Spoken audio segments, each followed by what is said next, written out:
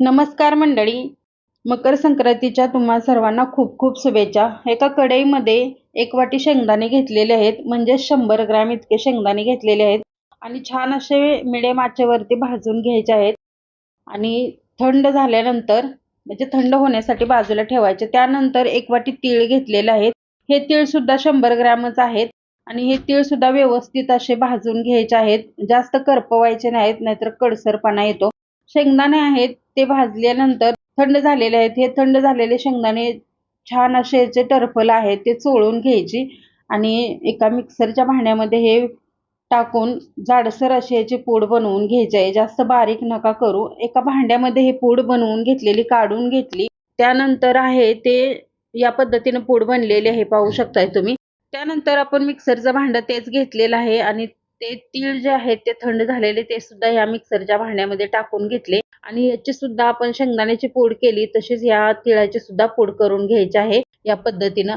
आणि हे दोन्ही एकत्र मिक्स करून घ्यायचं आहे. एकाच भांड्यामध्ये ओतून घ्यायचं. त्यामध्ये वेलची पूड आहे ती 1 चमचा घालायची, अर्धा चमचा सुंठ पावडर घालायची आहे आणि व्यवस्थित असं मिक्स करून घ्यायचं.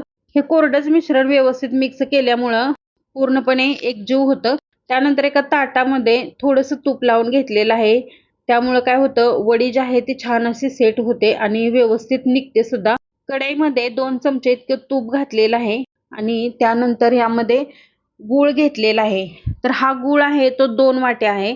म्हणजेच 1 वाटी शेंगदाणे आणि 1 वाटी तीळ घेतलं होतं, तर 2 वाट्या गूळ घ्यायचं जर वाटीचं प्रमाण असेल तर.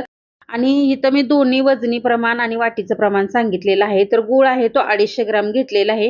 तर व्यवस्थित असा हा गूळ आहे तो वितळवून घेतलेला आहे. याचा पाक वगैरे करायचा नाहीये या पद्धतीनं. त्यानंतर थोडेसं बबल्स वर आले का हे मिश्रण जे आपण बनवून घेतलेलं होतं तिळाचं शेंगदाण्याचं ते त्यामध्ये टाकून व्यवस्थित मिक्स करून घ्यायचं. फक्त थोडासा घट्टसरपणा याला आला का गॅस बंद करायचा आणि ज्या ताटाला आपण तूप लावून घेतलेलं होतं त्यामध्ये हे मिश्रण काढून घ्यायचं या पद्धतीनं. आणि एक वाटी किंवा फुलपात्र घ्यायचं.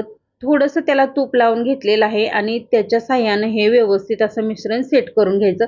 हातानं अजिबात तुम्ही हे करायला जाऊ नका. खूप गरम असतं, हाताला चटका सुद्धा लागू शकतो. तर हे मिश्रण आहे ते पाहू शकताय तुम्ही, छान असं आपलं सेट झालेलं आहे. त्यानंतर हे कोमट आहे ना तोपर्यंत चाकूच्या साहाय्याने ह्याच्या वड्या पाडून घ्यायच्या. आता चौकोनी पाडा किंवा त्रिकोणी पाडल्या तरी सुद्धा चालेल, काही हरकत नाही. तर चाकूला थोडंसं तूप लावून घ्यायचं, म्हणजे जे मिश्रण आहे ते अजिबात चिटकत नाहीये.